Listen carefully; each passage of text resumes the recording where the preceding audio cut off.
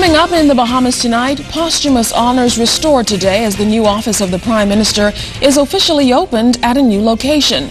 The barefoot bandit sentenced in court today, the price he'll pay for the criminal escapade which ended here in the Bahamas. And a police investigation is underway after a confrontational arrest at the straw market. All those stories and more straight ahead in the Bahamas tonight.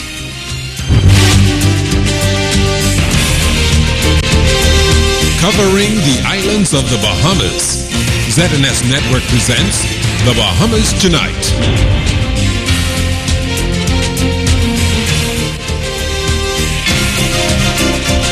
This portion of the news is brought to you by McDonald's. McDonald's, I'm loving it.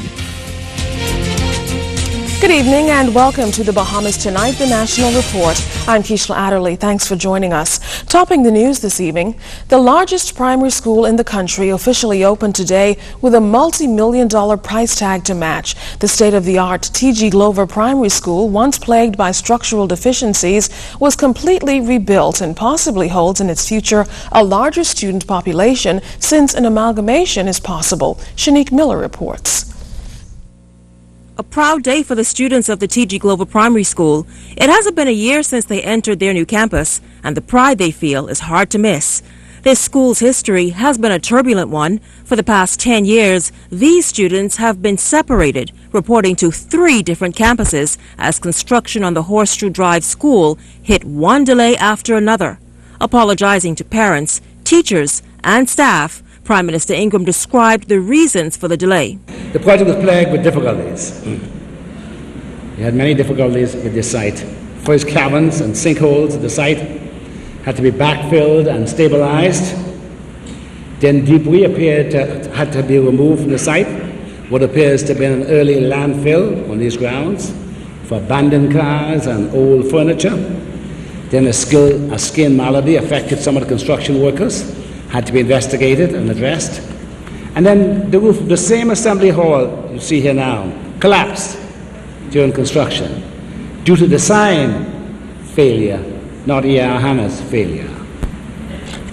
An extension of the contract in September 2010 proved inadequate and was not until last year, September, that the school was able to commence occupation.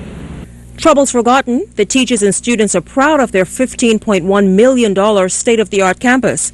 In the way of primary schools, T.G. Glover's is to be envied. The building's design is unique and features a covered pedestrian stairway that connects the structure's 2 levels. Now, with only 630 students, officials say the school is vastly underpopulated. Having already undergone an amalgamation, another one could be on the way based on this directive the Prime Minister gave to the Ministry of Education.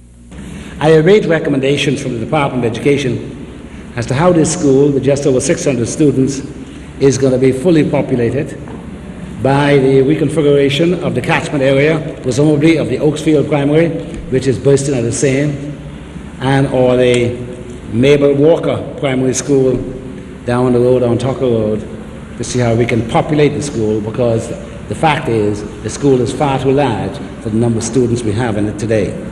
Prime Minister Ingram then shifted the focus of his address to the state of young people in the Bahamas. He said this investment in education is about more than just modern buildings. Instead, it's about changing the mindset of a generation.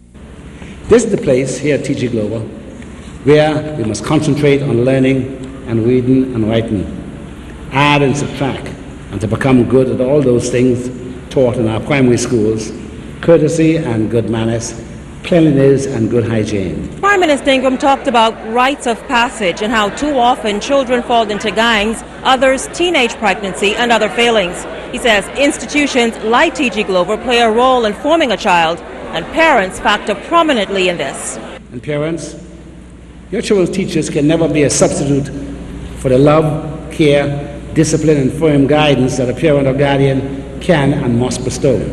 The sad spectacle of young men in chains and handcuffs on our television screens going to court or prison has become a badge of honor and a rite of passage for some. There's no honor in this, and the sad result of such a rite of passage is one of wasted lives, blighted hopes, stunted employment prospects, and often early deaths. Mr. Ingram encouraged students to study hard, achieve and maintain a perfect attendance record, and work to ensure that their campus is the best in the country. T.G. Glover is named in honor of a veteran educator, Theodore Grant Glover. Shanique Miller, ZNS News. The former S.G. Ambrose building on West Bay Street was officially dedicated as the new Sir Cecil Wallace Whitfield Center this afternoon and will house the Office of the Prime Minister and Ministry of Finance. The dedication restores the posthumous honor to the late former Free National Movement leader. This after the Cable Beach office, named in his honor, was demolished as part of the reconfiguration of Cable Beach to accommodate the Bahamar development. The refurbished center sits on a 9-acre plot. The original Cecil Wallace Whitfield building and site was sold to Bahamar Resorts for some $17 million. The government then acquired their current premises from S.G. Ambrose for some $13 million. The dedication was an extremely proud moment for Sir Cecil's family, especially his son Vincent. Sir Cecil always retained those qualities that he considered highly important to being the person that he was: humility, honesty, trustworthiness, loyalty, hard work, dedication, studiousness, devotion to family, both immediate and extended, prudence, vision, unshakable courage in the face of adversity, and friendship. If Sir Cecil was your friend, he was your friend for life. Now, Prime Minister Ingram reminisced on Sir Cecil's contributions to the Bahamas. Mr. Ingram pointed out that Sir Cecil would be pleased that 45 years after he helped to engineer majority rule and approximately 40 years after he helped to form the Free National Movement, the country he loved and the party to which he devoted his considerable energies continues to flourish. Sir Cecil was among the generation of great men and women who led the struggle for majority rule and equality in our country.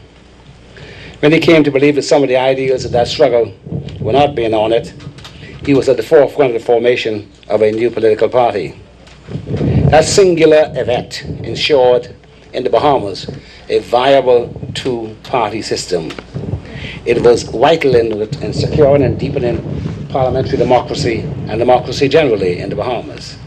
Fittingly, even as we dedicate this centre to the memory and legacy of Cecil Wallace Whitfield, we also pay tribute to all those who championed freedom and democracy in the Bahamas, often at great sacrifice.